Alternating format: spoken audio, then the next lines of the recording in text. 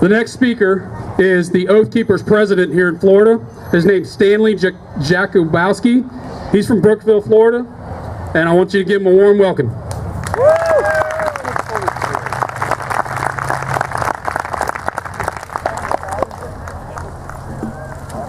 Okay, let's set the record straight. I'm just the county coordinator, I'm not the president.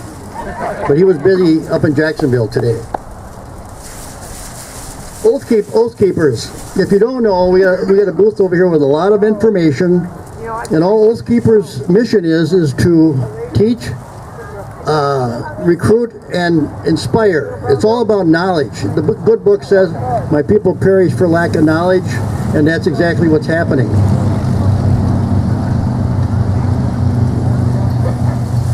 How many people here realize that we're at war here? And when did this war start? It's my understanding it started in 1933 with the War Powers Act. So since 1933 we've had a lot of battles, and it seems like this last one that's coming up is drawing some attention. But prior to that, I've been following like Oklahoma City bombing, like the Randy Weaver case,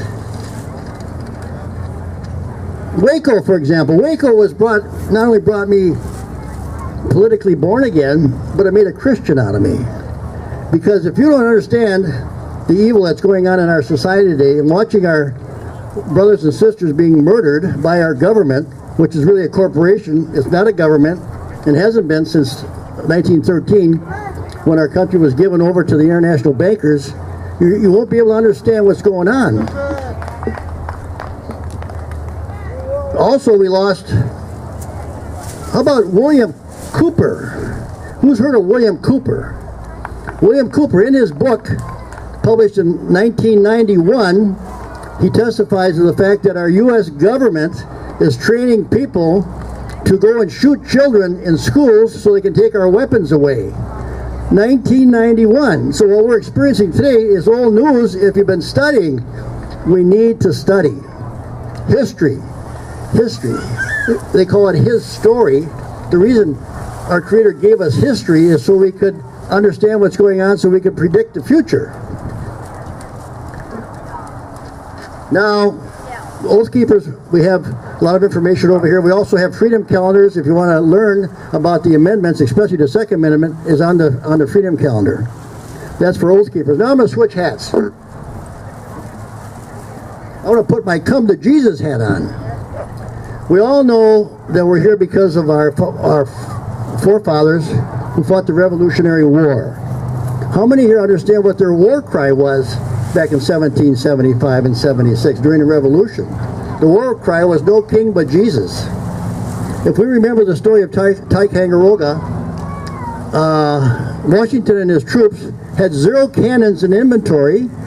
They crossed the river, went to the